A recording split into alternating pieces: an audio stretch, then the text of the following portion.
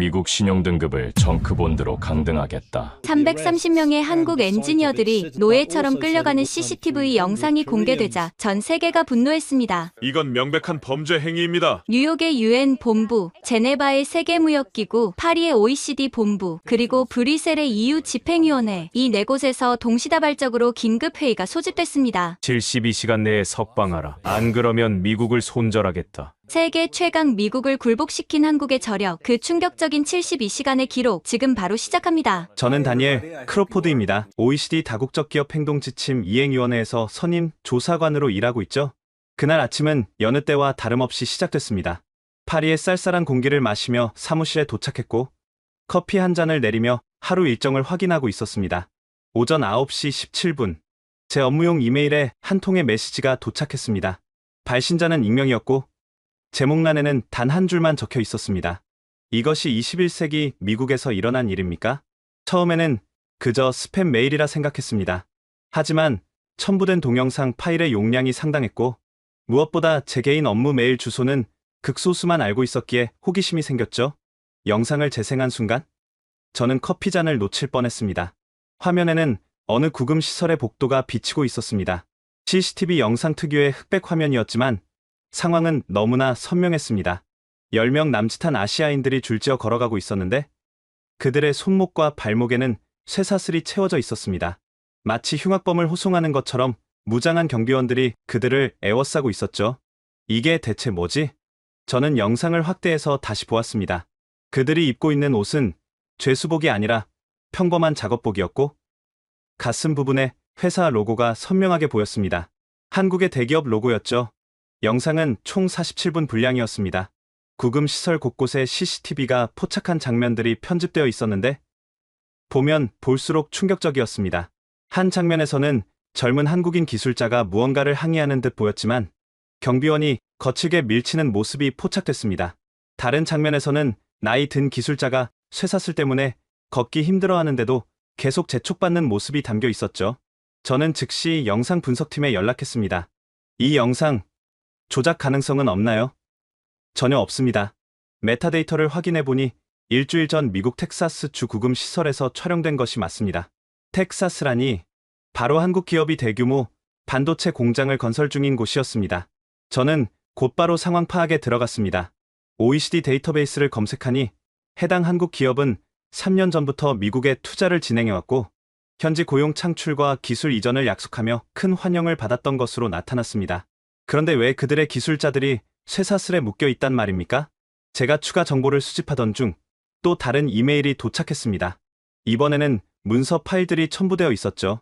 진실을 밝혀주세요. 그들은 아무 죄도 없습니다. 첨부된 문서를 열어보니 놀라운 내용들이 담겨 있었습니다. 한국 기업이 미국 국무부에 보낸 수십 통의 비자 관련 문의 서한, 그리고 그에 대한 미국 측의 답변들이었습니다. 한국 측은 기술자 파견을 위해 6개월 전부터 정식 절차를 밟아왔습니다. 필요한 서류가 무엇인지 알려주십시오. 추가 요구사항이 있다면 즉시 준비하겠습니다. 법적 절차를 준수하기 위해 최선을 다하겠습니다. 하지만 미국 측의 답변은 모호하기 짝이 없었습니다. 검토 중입니다. 추후 통보하겠습니다. 담당 부서와 협의가 필요합니다. 그리고 결정적인 한 통의 이메일이 있었습니다. 국무부 담당자가 실수로 내부 메일을 한국 측에 전달한 것으로 보였는데 거기에는 이런 내용이 적혀 있었죠. 상부 지시입니다. 한국 기술자들의 비자 처리를 최대한 지연시키되 명확한 거절 사유는 남기지 마십시오. 저는 등골이 서늘해졌습니다. 이것은 단순한 행정착오가 아니었습니다. 고의적인 지연, 그리고 계획된 함정이었던 것입니다. 문서를 더 살펴보니 충격적인 사실이 드러났습니다. 한국 기술자들은 비자가 곧 나올 것이라는 구두, 약속을 믿고 입국했다가 도착하자마자 불법 체류자로 체포된 것이었습니다. 미란다 원칙 고지도 없었습니다. 변호사 선임도 거부당했습니다. 가족에게 연락조차 할 수 없었습니다. 익명의 제보자가 추가로 보낸 의료 기록도 있었습니다. 한 기술자는 지병이 있어 약을 복용해야 했는데 3일 동안 약을 받지 못해 응급실에 실려갔다는 내용이었습니다. 저는 더 이상 가만히 있을 수 없었습니다. 이것은 명백한 인권 침해였고 OECD 다국적 기업 행동 지침을 정면으로 위반하는 사안이었습니다. 즉시 긴급 보고서를 작성하기 시작했습니다. 하지만 그때 한 가지 의문이 들었죠. 왜 제보자는 저에게 이 자료를 보냈을까요? 그리고 왜 하필 지금일까요? 마지막으로 도착한 이메일에 그 답이 있었습니다. 72시간 내에 공개하지 않으면 그들 중 일부는 강제 추방됩니다. 전과자로 낙인 찍힌 채 말입니다. 72시간. 그 숫자가 제 머릿속에서 계속 맴돌았습니다.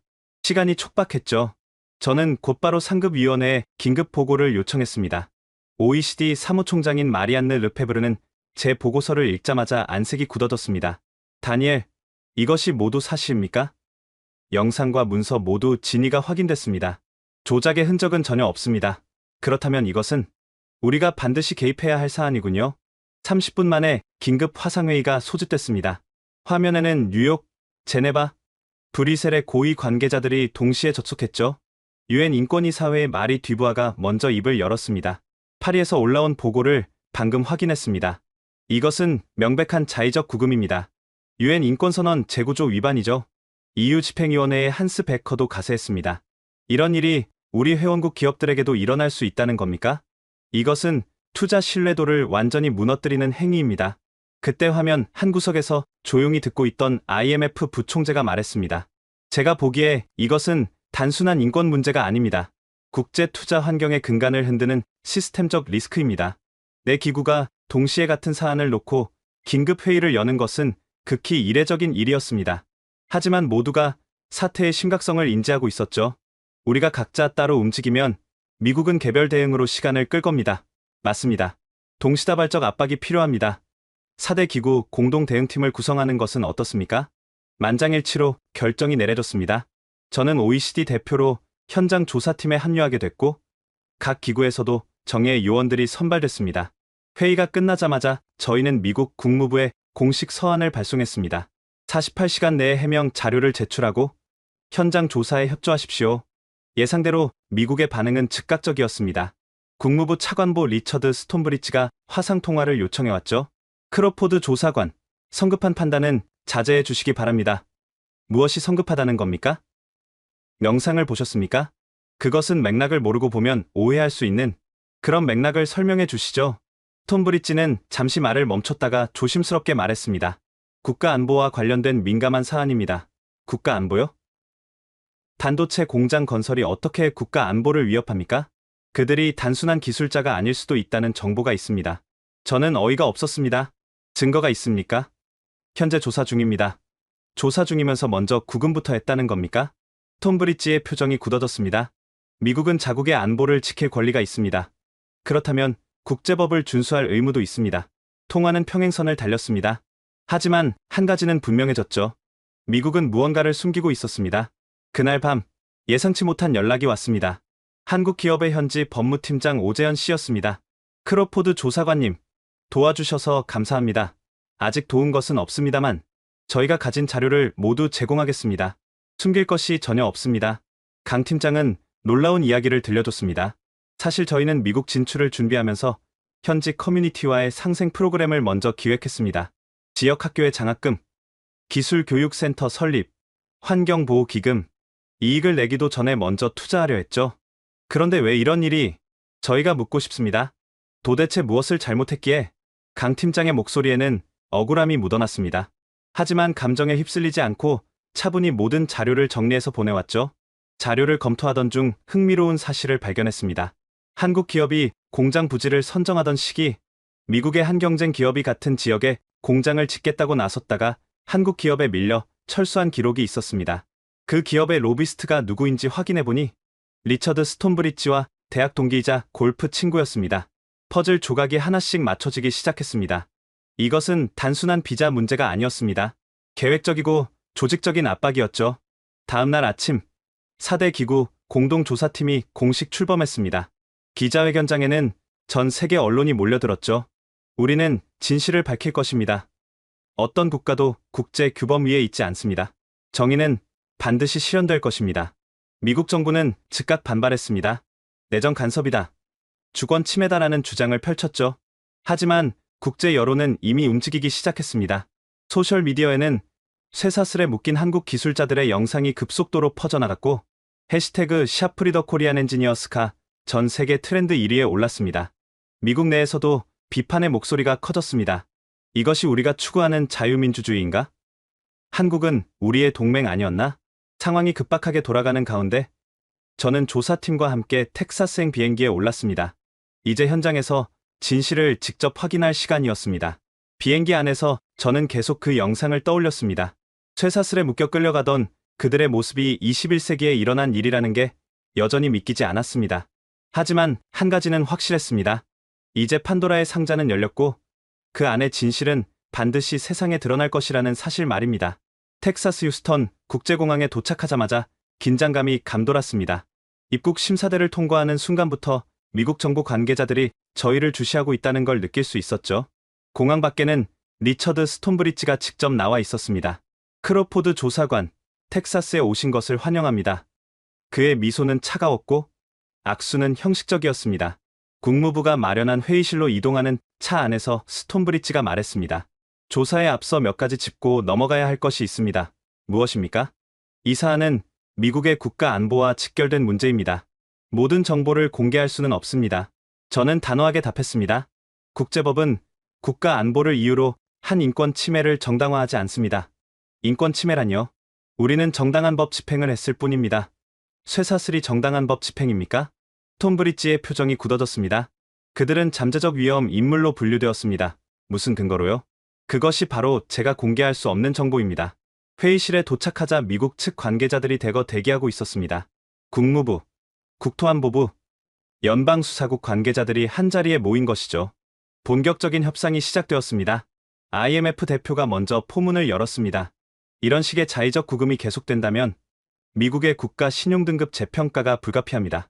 이 한마디에 미국 측 관계자들의 안색이 변했습니다. 신용등급은 고달러 가치와 직결되는 문제였으니까요.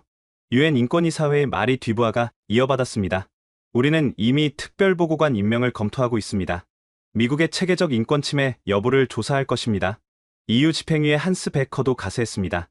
EU 회원국 기업들에게 미국 투자 재검토를 권고하는 것도 검토 중입니다. 톰 브리지가 테이블을 내리쳤습니다. 이것은 위협입니까? 아닙니다. 국제 규범을 지키지 않을 때의 당연한 결과입니다. 그때 한국 측 대표 오재현 팀장이 조용히 서류 뭉치를 꺼냈습니다.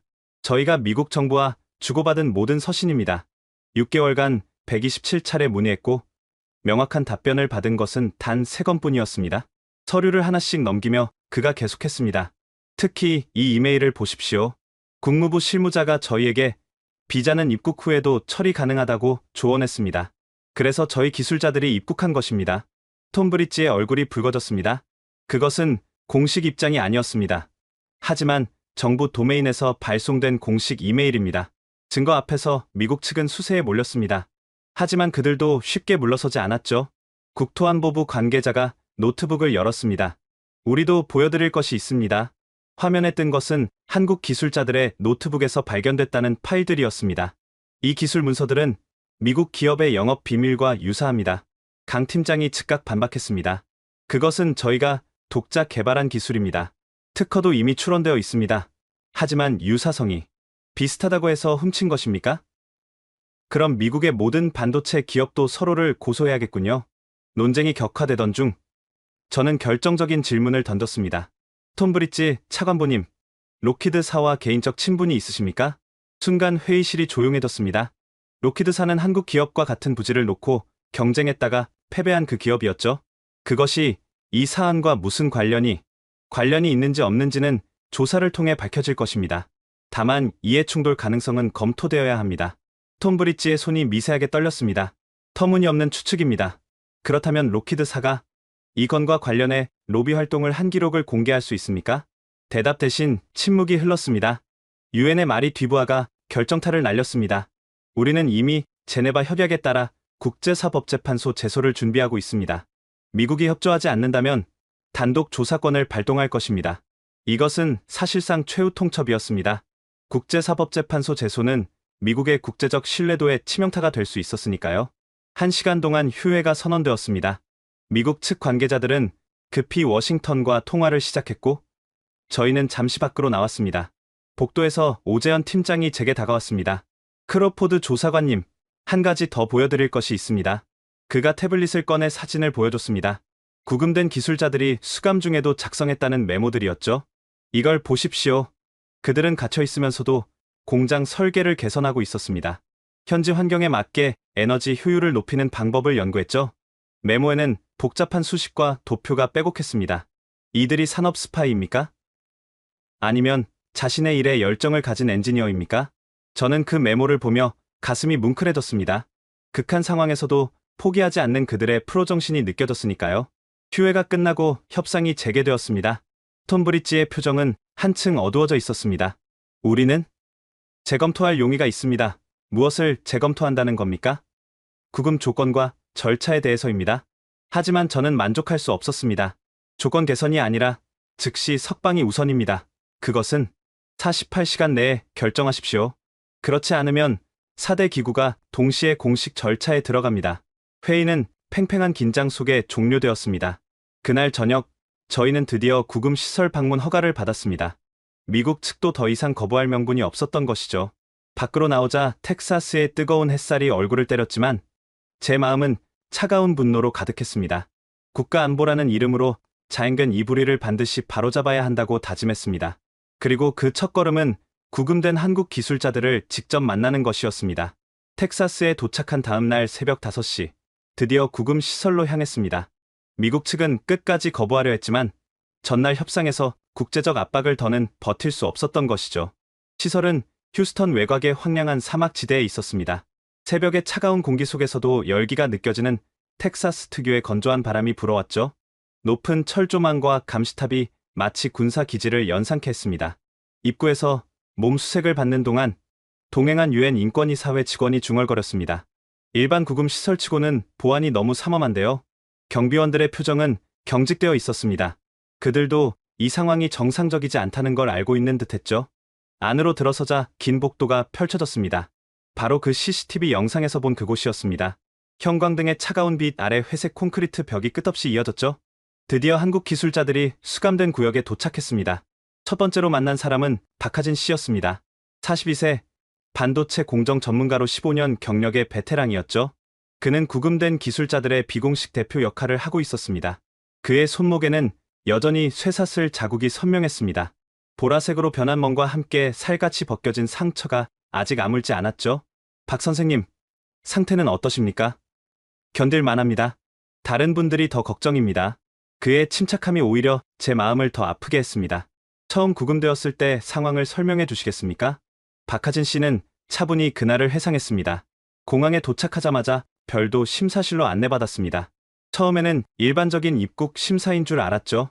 하지만 5시간이 지나도 끝나지 않았습니다. 그리고요? 갑자기 무장 요원들이 들어왔습니다. 비자 위반이라며 체포한다고 했죠. 저희는 항의했습니다.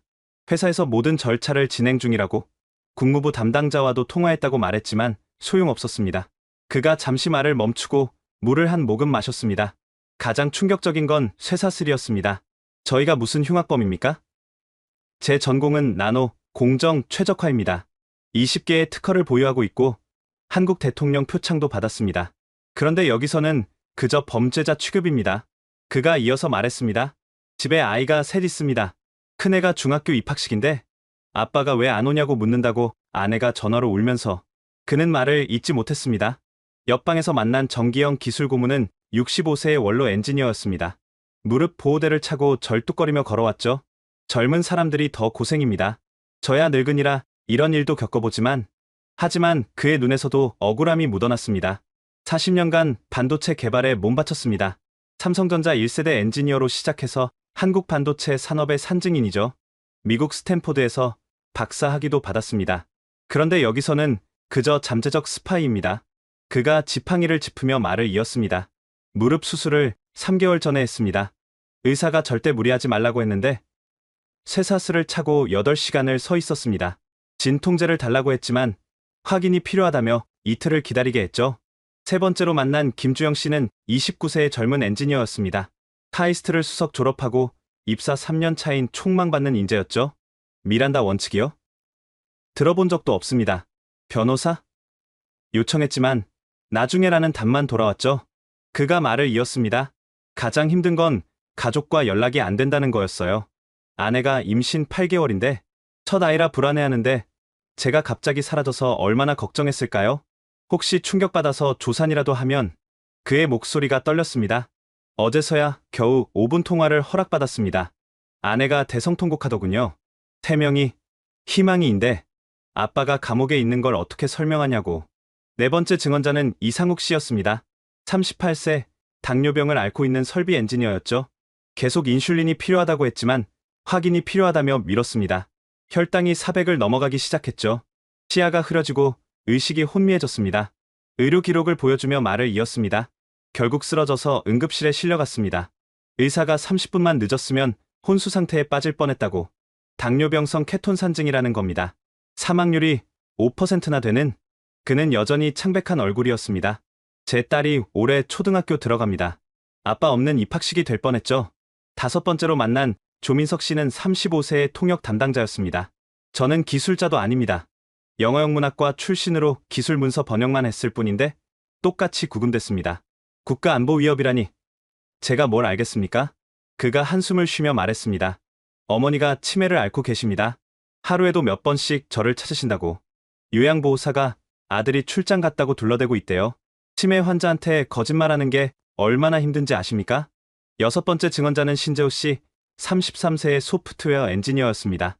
저는 원래 미국을 동경했습니다. 실리콘밸리가 꿈이었죠.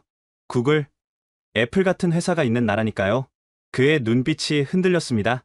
그런데 첫날 밤, 화장실 가는 것도 허락받아야 했습니다. 새벽 3시에 급해서 요청했는데 교대 시간까지 기다려라고. 어른이 되어서 그런 굴욕을 당할 줄은.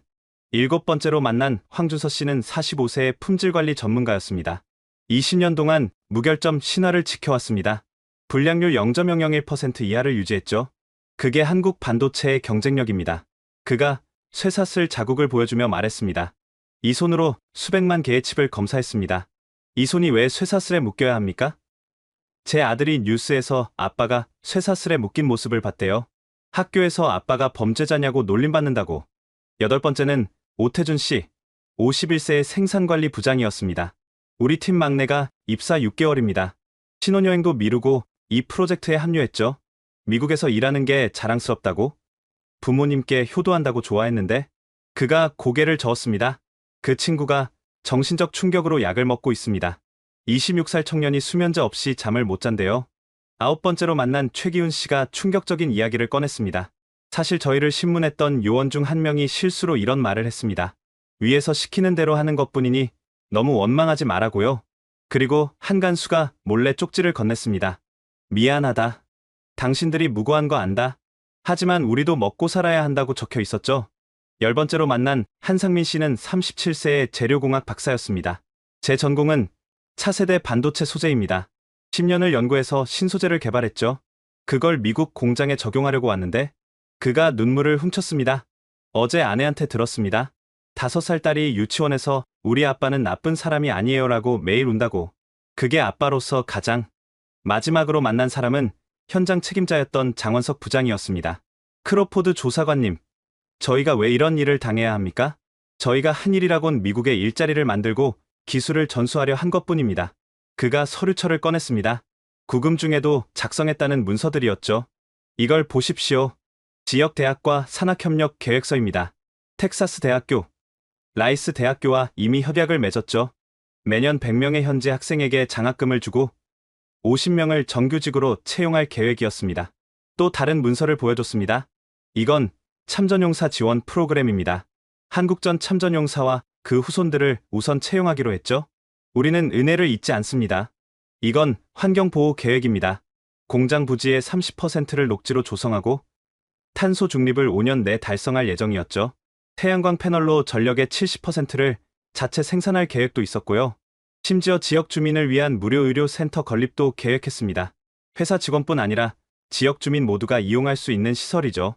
연간 5,000명이 혜택을 볼 것으로 예상했습니다. 그가 마지막 문서를 꺼냈습니다. 이건 제가 구금 중에 그린 설계도입니다. 쇠사슬에 묶인 손으로 그렸죠. 에너지 효율을 15% 더 높일 수 있는 개선안입니다. 저희는 갇혀있으면서도 더 나은 공장을 만들 생각만 했습니다. 그의 눈에서 눈물이 흘렀습니다. 저희가 정말 산업 스파이처럼 보이십니까? 인터뷰를 마치고 나오는 길, 구금자들이 운동하는 시간이었습니다. 철조망 너머로 그들이 함께 모여있는 모습이 보였죠.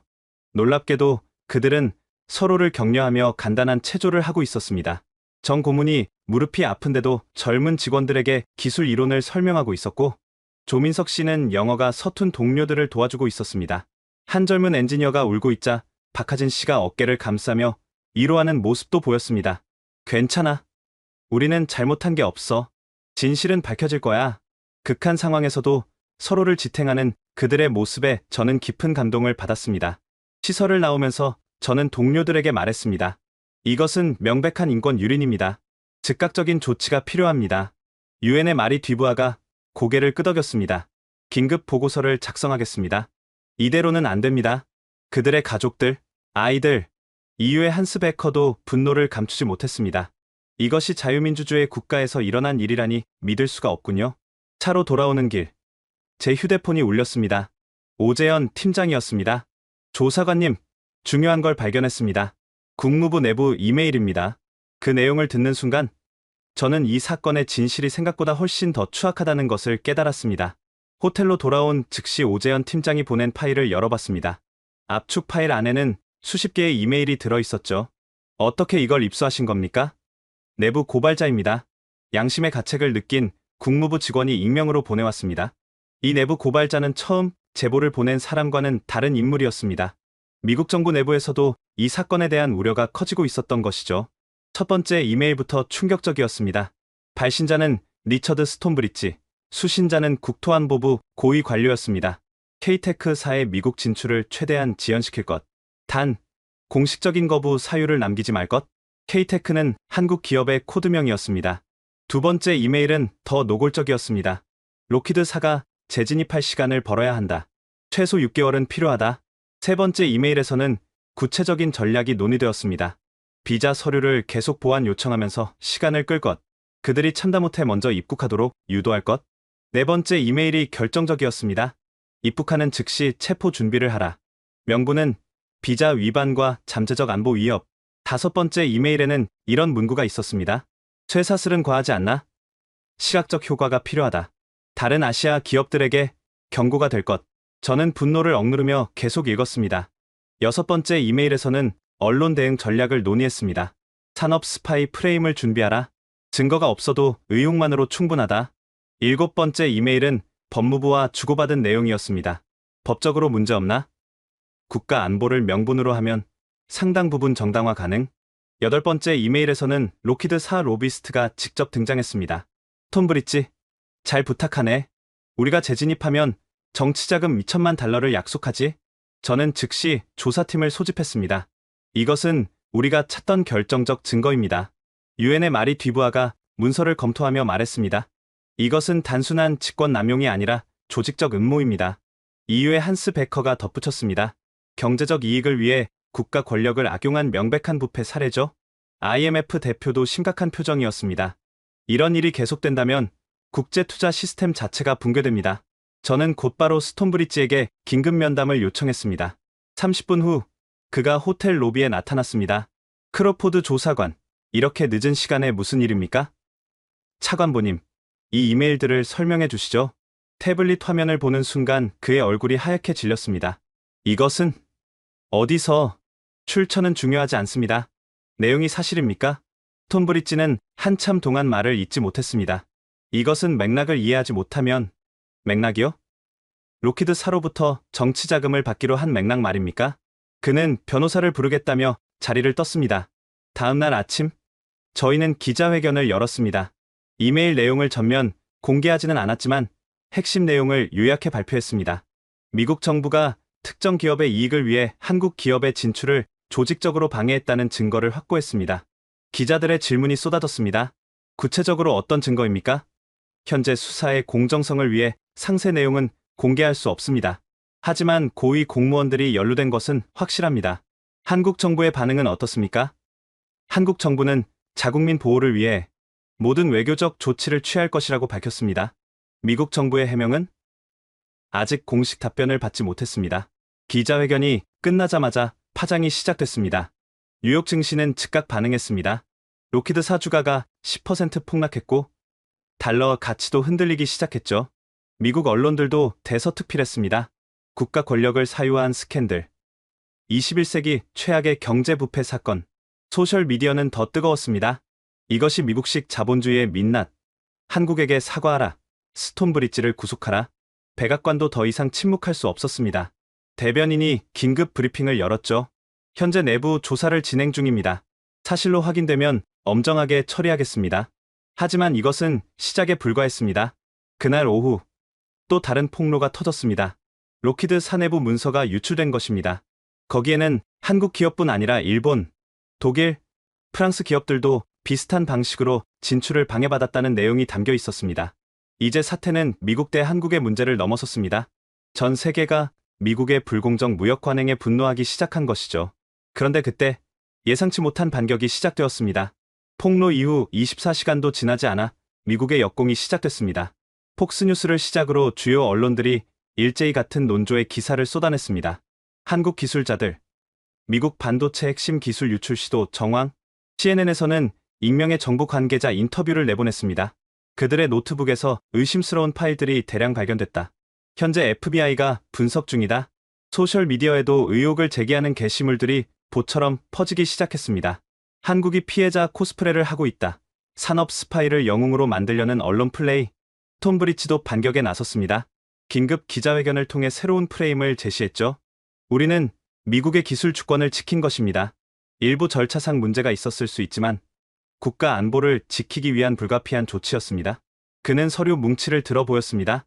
이것은 한국 기술자들이 접근하려 했던 미국 기업들의 리스트입니다. 모두 핵심 기술을 보유한 곳들이죠. 하지만 오재현 팀장이 즉각 반박 자료를 보내왔습니다. 그 리스트는 저희가 장비 구매를 위해 접촉한 정상적인 거래처들입니다. 모든 미팅은 공식 절차를 통해 이뤄졌습니다. 증거도 첨부되어 있었습니다. 각 기업과 주고받은 견적서, 미팅 요청서, 심지어 일부 기업들의 환영 메시까지. 저는 이 자료를 들고 다시 언론에 나섰습니다. 미국이 제시한 증거들은 모두 정상적인 비즈니스 활동입니다. 이것을 스파이 활동이라고 한다면 미국에서 사업하는 모든 외국 기업이 스파이가 되는 셈입니다. 그러나 미국의 공세는 더욱 거세졌습니다. 국토안보부 장관이 직접 나섰습니다. 우리는 동맹국이라도 예외를 둘 수 없습니다. 기술 패권은 곧 국가의 미래입니다. 펜타곤도 가세했습니다.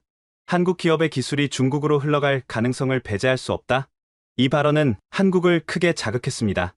한국 외교부가 즉각 성명을 발표했죠. 우리는 미국의 가장 신뢰할 수 있는 동맹입니다. 근거 없는 의혹 제기는 양국 관계를 훼손할 뿐입니다. 한국 국민들의 분노도 폭발했습니다. 서울 미국 대사관 앞에서 대규모 시위가 벌어졌고 불매운동 움직임도 시작됐죠. 이때 결정적인 반전이 일어났습니다. 미국 반도체 업계에서 목소리를 낸 것입니다. 인텔, 퀄컴, 엔비디아 등 주요 기업들이 공동 성명을 발표했습니다. 한국 기업은 공정한 경쟁자이자 협력 파트너입니다. 정치적 이유로 그들을 배제하는 것은 미국 산업계에도 해롭습니다. 특히 애플의 팀 쿡 CEO가 개인적으로 트윗을 올렸습니다. 혁신은 협력에서 나옵니다. 보호주의는 모두를 퇴보시킬 뿐입니다. 미국 내부에서도 균열이 생기기 시작한 것이죠. 그런데 이때 예상치 못한 곳에서 지원군이 나타났습니다. 일본 경제산업성이 성명을 발표한 것입니다. 한국 기업이 겪은 일은 일본 기업도 겪을 수 있는 일입니다. 우리는 공정한 국제 무역 질서를 요구합니다. 독일도 가세했습니다. 이유는 회원국 기업들의 정당한 경제 활동을 보호할 의무가 있습니다. 프랑스까지 나섰습니다. 자유무역의 가치는 어떤 명분으로도 훼손될 수 없습니다. 미국이 국제적으로 고립되기 시작한 것입니다. 하지만 스톤브리지는 끝까지 물러서지 않았습니다. 그는 폭스뉴스와의 단독 인터뷰에서 승부수를 던졌죠. 저는 미국을 지키려 했을 뿐입니다. 그것이 범죄라면 기꺼이 감수하겠습니다. 하지만 이 발언이 오히려 역효과를 냈습니다. 그가 마치 희생양인 것처럼 연기하는 모습에 많은 사람들이 역겨움을 느낀 것이죠. 특히 구금됐던 한국 기술자 중 한 명인 박하진 씨가 병원 침대에서 인터뷰한 영상이 공개되면서 분위기가 완전히 바뀌었습니다. 저는 미국을 존경했습니다. 기술 선진국이자 공정한 경쟁을 하는 나라라고 믿었죠. 하지만 이제는 모르겠습니다. 그의 눈물이 전 세계인의 마음을 움직였습니다. 바로 그때 오재현 팀장이 또 다른 폭탄을 준비하고 있었습니다. 오재현 팀장이 준비한 것은 300페이지가 넘는 프레젠테이션이었습니다. 크로포드 조사관님, 이것은 저희가 미국에서 실행하려 했던 전체 계획입니다. 단순한 공장 건설이 아니라 텍사스와 함께 성장하는 100년 프로젝트였죠. 첫 장을 넘기자 놀라운 내용이 나왔습니다. 텍사스 드림 프로젝트, 함께 만드는 미래, 강 팀장이 설명을 시작했습니다. 6개월 전, 저희는 텍사스 오스틴에서 대규모 타운홀 미팅을 열었습니다. 500명의 지역 주민이 참석했죠. 화면에 당시 사진들이 떴습니다. 한국 기업 대표들이 청바지와 체크 셔츠를 입고 주민들과 바비큐 파티를 하는 모습이었죠. 저희 회장님이 직접 텍사스 방언으로 인사하셨습니다. 하우디 여러분, 우리는 이웃이 되러 왔습니다라고 영어로 말씀하셨죠. 3개월간 텍사스 문화를 공부하신 결과였습니다. 다음 슬라이드에는 주민들과의 대화 내용이 정리되어 있었습니다. 한 목장주가 물었습니다. 당신들이 오면 우리 목장이 없어지는 거 아니오? 라고 영어로 질문했고, 저희는 아닙니다. 목장 옆에 공장을 짓겠습니다. 그리고 매주 금요일은 여러분 목장에서 나온 스테이크를 직원 식당에서 제공하겠습니다라고 영어로 답했죠. 청중들의 웃음소리가 녹음된 영상도 있었습니다. 실제로 15개 목장과 장기 공급 계약을 맺었습니다. 연간 $2,000만 규모죠. 첫 번째 섹션은 교육 투자였습니다. 작년 11월, 저희는 오스틴 고등학교를 방문했습니다. 사진 속에는 한국 엔지니어들이 학생들에게 반도체를 설명하는 모습이 담겨 있었습니다. 17세 마리아라는 학생이 물었어요. 저도 엔지니어가 될 수 있나요? 집이 가난한데? 라고 영어로 물었고, 저희 기술이사가 그 자리에서 약속했습니다. 당신이 공부를 계속한다면 우리가 대학까지 지원하겠습니다라고 영어로 답했죠. 강 팀장의 목소리에 감정이 묻어났습니다. 그날 150명의 학생에게 장학금을 약속했습니다. 한 학생당 연간 $50,000. 4년간 지원입니다. 이미 장학재단도 설립했고 첫 기금 $1억 입금했습니다. 두 번째는 참전용사 프로그램이었습니다. 올해 1월 텍사스 한국전 참전용사회를 방문했습니다. 화면에는 100발의 참전용사들과 젊은 한국 엔지니어들이 함께 찍은 사진이 나왔습니다. 92세 조지 밀러 씨가 말했습니다. 1951년 춘천에서 중공군에 포위됐을 때 한국군이 우리를 구했소. 평생 그 은혜를 잊지 못했는데 이제 한국이 우리 손주들에게 일자리를 주겠다니 라고 영어로 말했습니다. 그는 눈물을 흘렸다고 합니다. 참전용사 직계 후손 500명을 우선 채용하기로 했습니다. 이미 200명이 지원했고 직업훈련 프로그램도 시작했죠. 한 참전용사의 손자가 보낸 편지도 있었습니다. 할아버지가 한국을 위해 싸우셨고 이제 한국이 제게 미래를 줍니다. 이것이 진정한 동맹 아닙니까? 세 번째는 지역 대학과의 협력이었습니다. 텍사스 대학교 공대학장을 만났을 때의 일입니다. 회의록이 화면에 떴습니다. 학장이 말했죠. 솔직히 처음엔 한국 기업이 우리 기술을 훔치러 온 줄 알았습니다라고 영어로 말했고, 그래서 저희가 제안했습니다. 그럼 함께 기술을 만들어 갑시다. 매년 20명의 교수진을 한국에 초청하고 100명의 학생을 인턴으로 받겠습니다라고 영어로 답했죠. 실제 계약서도 있었습니다. 공동연구소 설립, 10년간 $5억 투자. 라이스 대학과는 의공학 협력을 약속했습니다. 반도체 기술을 의료기기에 접목하는 프로젝트죠. 텍사스 메디컬 센터와도 연계해서 환자들에게 직접 도움이 되는 기술을 개발하기로 했습니다. 네 번째는 환경 프로그램이었습니다. 시에라 클럽 텍사스 지부와 6개월간 협의했습니다. 환경단체와의 미팅 사진들이 이어졌습니다. 처음엔 반대가 심했습니다. 또 오염 공장이냐고 영어로 항의했죠. 그래서 저희가 제안했습니다. 여러분이 직접 감시하십시오. 환경감시위원회를 만들고 모든 데이터를 실시간으로 공개하겠습니다라고 영어로 답했습니다. 구체적인 계획이 인상적이었습니다. 공장 지붕 전체를 태양광 패널로 덮어 전력의 70%를 자급, 빗물 재활용 시스템으로 용수, 사용량 50% 절감, 폐열 회수 시스템으로 인근 온실에 무료 난방 제공, 부지의 30%를 텍사스 토종 식물 보호구역으로 지정. 환경단체 대표의 편지도 있었습니다. 40년간 환경운동을 했지만 이렇게 적극적으로 협력하려는 기업은 처음입니다. 다섯 번째는 의료 지원이었습니다. 텍사스 시골 지역은 의료 사각지대가 많습니다. 지도에 빨간 점들이 찍혀 있었습니다. 저희 공장 주변 50마일 내에 병원이 없는 마을이 12개나 됩니다. 그래서 이동식 의료센터 5대를 운영하기로 했죠. 상세한 운영 계획이 나왔습니다.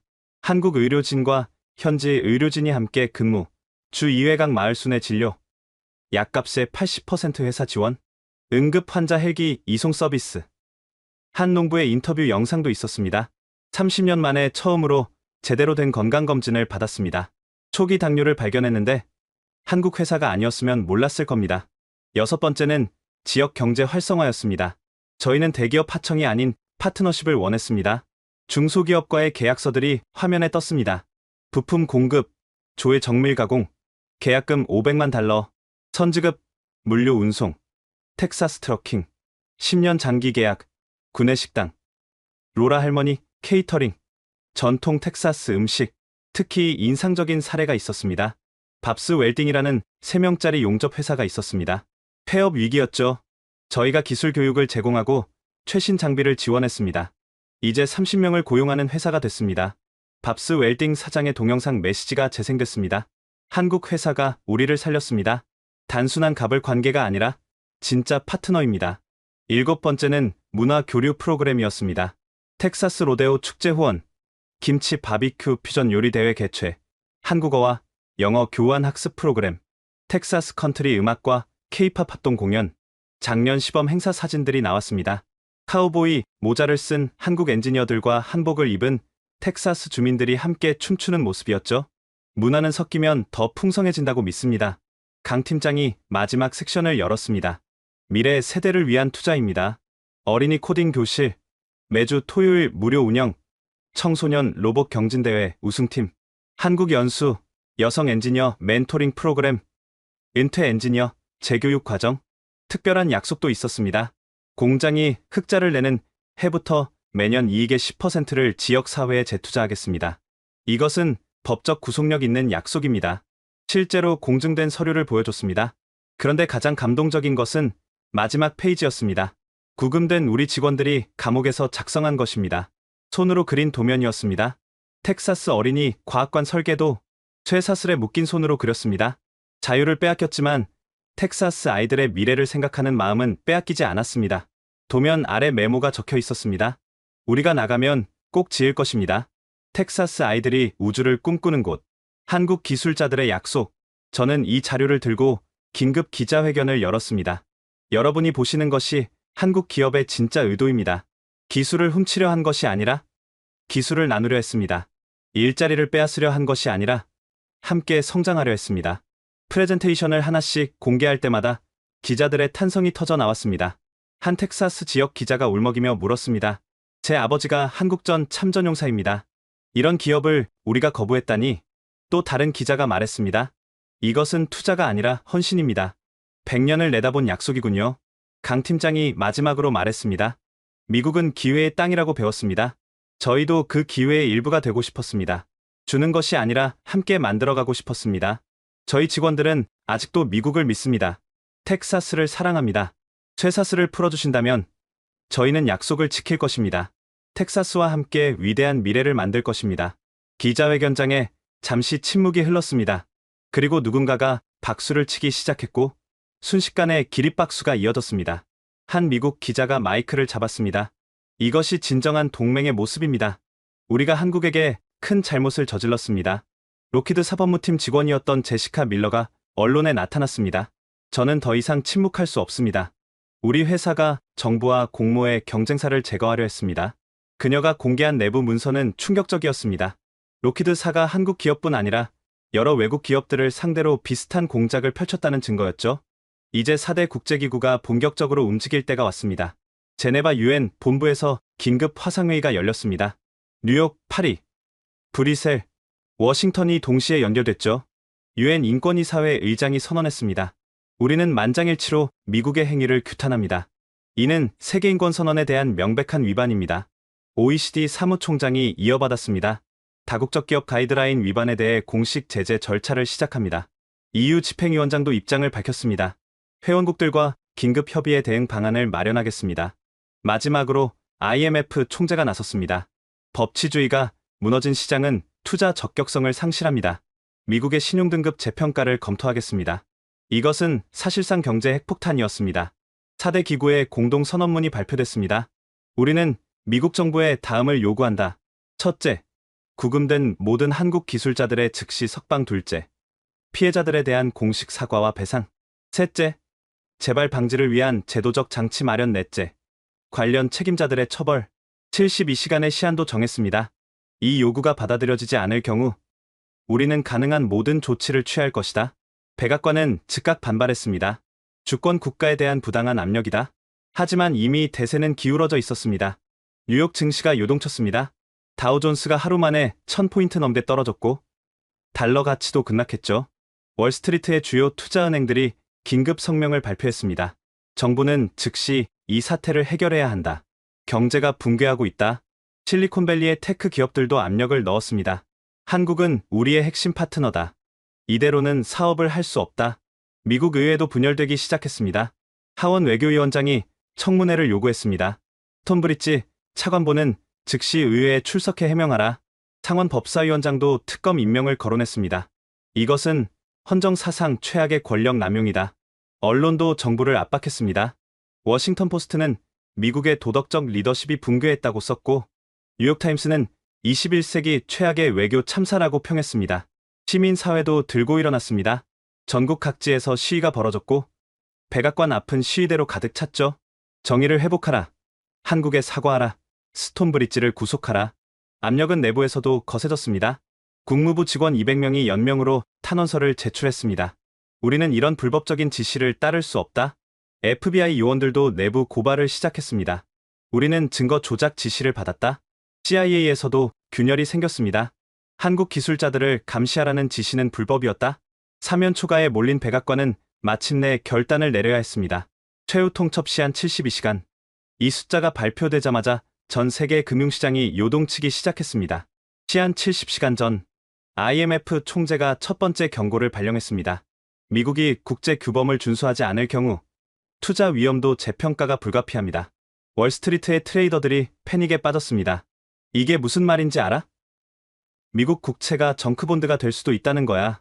다우존스 선물지수가 5분 만에 500포인트 폭락했습니다. 시한 65시간 전 중국 중앙은행이 의미심장한 발표를 했습니다. 외환보유고 다변화를 검토 중입니다. 이것은 사실상 달러 매도 신호였습니다. 달러 인덱스가 하루 만에 3% 떨어졌죠. 재무부 장관이 긴급 기자회견을 열었지만 시장을 안정시키지 못했습니다. 미국 경제 펀더멘털은 견고합니다. 하지만 그의 목소리에는 확신이 없었습니다. 시한 60시간 전 일본 정부가 뜻밖의 카드를 꺼냈습니다. 미일 무역협정 재검토 가능성을 배제하지 않는다.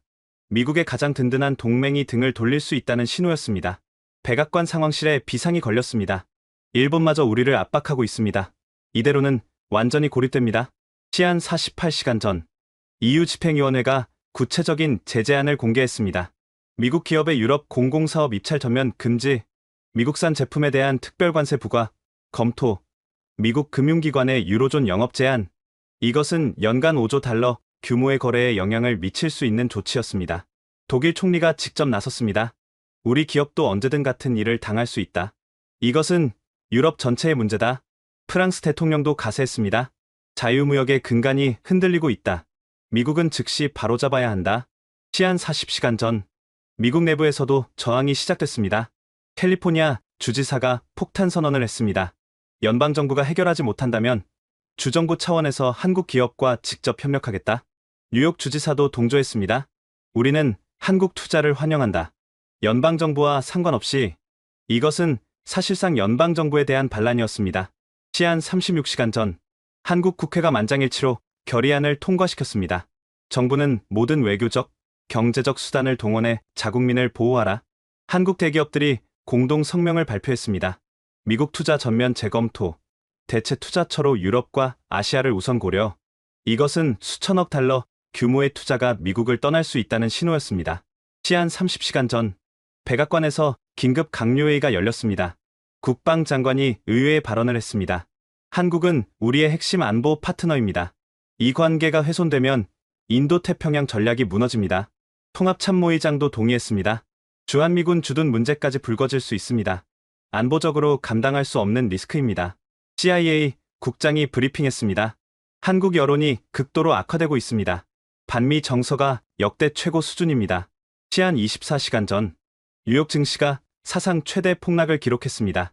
다우존스 2000포인트 하락, 나스닥 8% 폭락, 서킷 브레이커가 하루에 2번이나 발동됐습니다. 골드만삭스 회장이 CNBC에 출연했습니다. 이것은 금융 9.11입니다. 정부가 즉시 행동하지 않으면 대공황이 올 겁니다. 시한 18시간 전 상원 외교위원장이 최후 통첩을 했습니다. 12시간 내에 해결하지 못하면 대통령 탄핵안을 발의하겠다. 하원 의장도 가세했습니다. 이것은 헌정 위기다. 행정부가 미국을 파괴하고 있다. 시한 12시간 전, 연준 의장이 비공개 서한을 대통령에게 보냈습니다. 더 이상 달러를 방어할 수 없습니다. 항복하십시오. 재무장관도 사표를 제출했습니다. 저는 이 재앙에 동참할 수 없습니다. 시한 6시간 전, 미국 전역에서 시위가 폭발했습니다. 뉴욕, 로스앤젤레스, 시카고, 휴스턴. 한국에 사과하라. 경제를 살려라. 스톤브리지를 구속하라. 백악관 앞에 10만 명이 모였습니다. 경찰도 더 이상 통제할 수 없었죠. 시한 3시간 전, 대통령 지지율이 실시간으로 20%대로 폭락했습니다. 여론조사 사상 최대 하락폭이었죠. 부통령이 대통령을 찾아왔습니다. 각하, 더 이상 버틸 수 없습니다. 결정을 내리셔야 합니다. 군 수뇌부도 압박했습니다. 국가 안보를 위해서라도 한국과의 관계를 회복해야 합니다. 시한 2시간 전, 연방대법원장이 이례적으로 성명을 발표했습니다. 행정부는 헌법적 가치를 지켜야 한다. 법치주의는 협상 대상이 아니다. 이것은 사법부마저 대통령을 압박한다는 신호였습니다. 시한 1시간 전, 대통령 비서실장이 최종 보고를 했습니다. 각하, 의회는 탄핵을 준비하고 있습니다. 증시는 내일 개장과 동시에 붕괴할 것입니다. 동맹국들은 모두 등을 돌렸습니다. 국민들은 거리에 나와 있습니다. 대통령은 창밖을 바라봤습니다. 백악관 앞 광장은 시위대로 가득했죠. 우리가 적군. 그의 목소리는 힘이 없었습니다. 시한 30분 전, 대통령이 집무실에 강요들을 소집했습니다. 한국 측 요구를 전면 수용한다. 즉시 발표 준비를 하라. 국무장관이 안도의 한숨을 쉬었습니다. 현명한 결정이십니다. 각하. 시한 10분 전, 백악관 대변인이 기자실로 향했습니다. 손에는 한 장의 성명서가 들려 있었죠. 전 세계가 숨을 죽이고 그의 입을 주시했습니다. 미국이 무릎을 꿇는 역사적 순간이 다가오고 있었습니다. 텍사스 구금시설 앞은 이른 아침부터 기자들로 가득했습니다. 오전 9시 정각, 철문이 열렸습니다. 한국 기술자들이 한 명씩 걸어 나왔죠. 그들의 손목과 발목에는 더 이상 쇠사슬이 없었습니다. 대신 그들의 얼굴에는 안도와 피로가 섞여 있었습니다. 가장 먼저 나온 박하진 씨가 기자들 앞에 섰습니다. 먼저 전 세계의 지원에 감사드립니다. 정의가 살아있음을 확인했습니다. 그는 잠시 숨을 고르고 말을 이었습니다. 우리는 미국을 원망하지 않습니다. 다만 이런 일이 다시는 일어나지 않기를 바랄 뿐입니다. 정 기술고문도 한마디 했습니다. 우리는 여전히 미국에서 일하고 싶습니다. 함께 발전하고 싶습니다. 그들의 품격 있는 태도에 미국 기자들도 숙연해졌습니다. 공항으로 가는 버스 안에서 그들은 조용히 창밖을 바라봤습니다. 텍사스의 광활한 대지가 펼쳐져 있었죠. 언젠가는 다시 올 겁니다. 제대로 된 절차를 밟아서. 누군가의 중얼거림이 들렸습니다. 그 시각 워싱턴에서는 스톤브리지가 체포되고 있었습니다. 직권남용과 뇌물수수 혐의로 체포한다. 그는 침묵을 지킨 채 연행됐습니다. 로키드사도 수사를 받기 시작했습니다. 주가는 30% 폭락했고 CEO는 사임했죠. 백악관에서는 대통령이 직접 대국민 담화를 발표했습니다. 미국은 실수를 했습니다. 우리의 가치를 저버렸습니다. 한국과 국제사회에 진심으로 사과합니다. 우리는 이 사건을 교훈 삼아 더 공정하고 열린 국가가 되겠습니다. 한국 정부도 성명을 발표했습니다. 우리는 미국의 사과를 받아들입니다. 미래를 향해 함께 나아가겠습니다. 하지만 가장 인상적인 것은 한국 기업의 발표였습니다. 우리는 계획대로 텍사스에 투자할 것입니다. 약속한 일자리와 지역사회 공헌도 그대로 실행하겠습니다. 이 발표에 미국 언론들은 찬사를 보냈습니다. 한국이 보여준 진정한 강대국의 품격, 복수가 아닌 화해를 선택한 성숙함. 4대 국제기구도 환영 성명을 발표했습니다. 이번 사건은 국제규범의 승리다. 어떤 강대국도 법 위에 있지 않음을 증명했다. 사건의 중심에 있던 다니엘 크로포드는 파리로 돌아왔습니다. 공항에서 만난 동료가 물었습니다. 힘들었겠군요. 힘들었지만 보람이 있었습니다. 정의가 승리하는 걸 봤으니까요. 지금까지 4대 국제기구를 뒤흔들 수 있는 7일간의 이야기를 들려드렸습니다. 한국 기술자들의 부당한 구금으로 시작되어 국제 질서를 재편할 수 있는 역사적 사건으로 발전할 수 있는 이 이야기. 여러분은 어떻게 들으셨나요? 힘의 논리가 지배하는 것처럼 보이는 세상에서도 정의와 원칙은 살아있을 수 있다는 희망을 보셨기를 바랍니다. 그리고 이런 상황이 닥친다면 한국이 보여줄 수 있는 품격과 성숙함이 우리 모두에게 자부심을 줄 수 있기를 바랍니다. 이런 이야기가 더 많은 사람들에게 전해져서 정의가 살아있는 세상을 만드는데 도움이 되었으면 좋겠습니다. 오늘 이야기가 마음에 드셨다면 정의를 믿는 모든 이들에게 이 영상을 공유해주세요. 구독과 좋아요도 부탁드립니다. 지금까지 원더풀 해외 사연이었습니다. 감사합니다.